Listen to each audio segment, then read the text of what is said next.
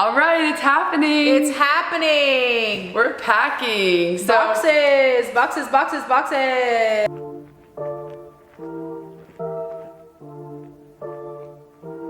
It's slowly but surely coming together. There's so many things to pack, but here's a lot of them.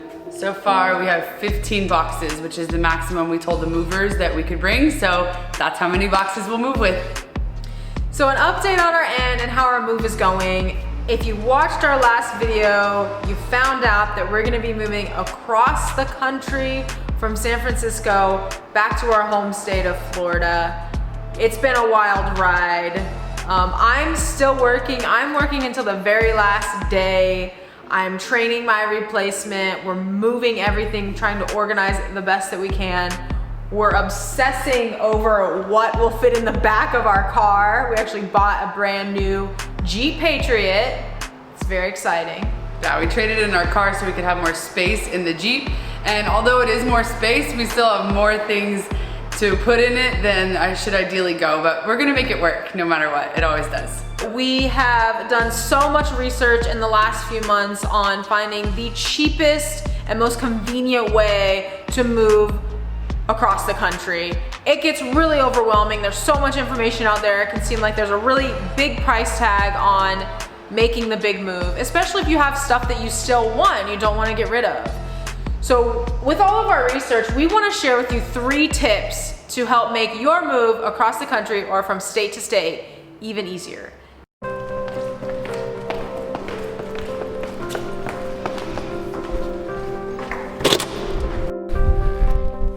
This is the new whip.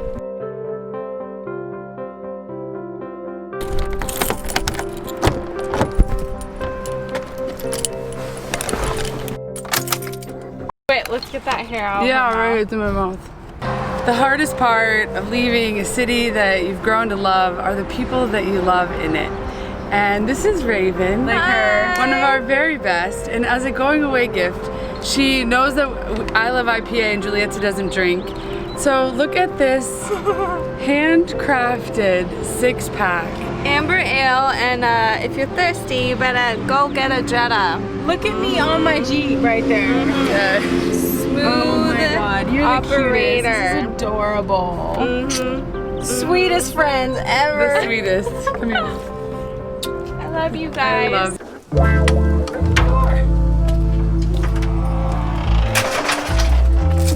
Come on, let's go. Hi, welcome. It's time for your pre-gathering or pre-road trip gathering. Thank you so much. Cheers. Our first tip is to shop around. There's a few options that you have when it comes to moving across the country. One of them would be to hire a moving company to move your stuff for you and road trip. The second way would be to get a U-Haul yourself and move it all yourself across the country.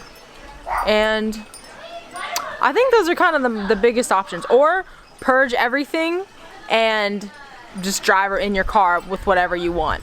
We have a lot of stuff that we'd like to keep, so we decided to go ahead with a moving company.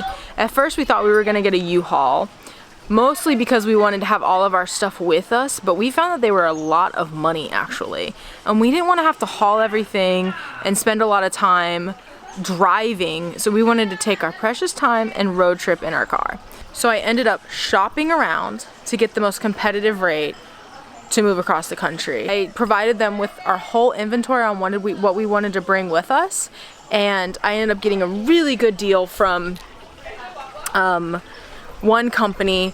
But then when I started to look into them, which I will put the link down below as far as if you can find out about your moving company, their licensing, the complaints that they have against them. I think it's Department of Motor Control, something along those lines, where they regulate moving companies and all the trucks that are in interstate highways. So the first company that I got a price from, it was a really good deal, and I was like, this is strange. So I looked into them, found out that they're actually not licensed to interstate drive. Maybe they were just trying to get away with it, I don't know. So I took that bid and I went to a company that had really good ratings. They wanted to charge me $1,000 more. I brought that bid to them that was provided by the lesser company, and they matched it. They actually beat it. With that being said, so I did negotiate that. Probably saved us over $1,000. Since we're hiring movers, we can take our precious time and road trip across the country. Tip number 2, organize and purge. This is a part of our organizing. We have measured the back of our new Jeep, and hopefully all this stuff fits. We're really not quite sure, but what we did do is we measured the back of the Jeep with the back seats down, and we simulated the measurements of the back seat. What do you guys think? Do you guys think this pile of road trip gear is going to fit into this? What do y'all think? Like Amber said, tip number 2, purge and organize. Purge, nobody likes that word. Who likes that word? It's just not a good word, but it's something that you have to do. I mean, usually if you're gonna move, you know months in advance, likely. Take advantage of that time where you think, oh, I have so much time, I'm not gonna worry about it. Get rid of the extra junk, the extra crap in your house. You know you got it. Go through all those junk drawers you have around. Just purge it, get rid of it. Donate centers extra clothes. Me and Amber are really bad about our clothes. We find them very sentimental. All of our clothes are sentimental to us. So it was hard to get rid of it, but if I haven't worn it within the last 6 months, it was out of there. So just purge your stuff. You will thank yourself whenever it comes time to move. With purging comes organizing. Organization is so important when you're moving because who wants to get to the next place and have no idea where anything is? So a few suggestions that we have. One is when you put your items in the boxes, number them. Put your name on them and number them. Even if you have movers, it'll help them keep track of everything, and even for you, it helps you keep track also. Another idea is to have a running list of each thing that you put in the box. It doesn't have to be polka dot shirt, striped shirt, but it could say summer clothes, winter clothes, kitchen, spatulas. Every item that you have matters where it is, so it will relieve so much stress when you get to your destination to have everything in a labeled box. It's time to say goodbye. It's an empty house, a house that's given us so much memory, so much love. This has been an incredible loft studio to have in San Francisco.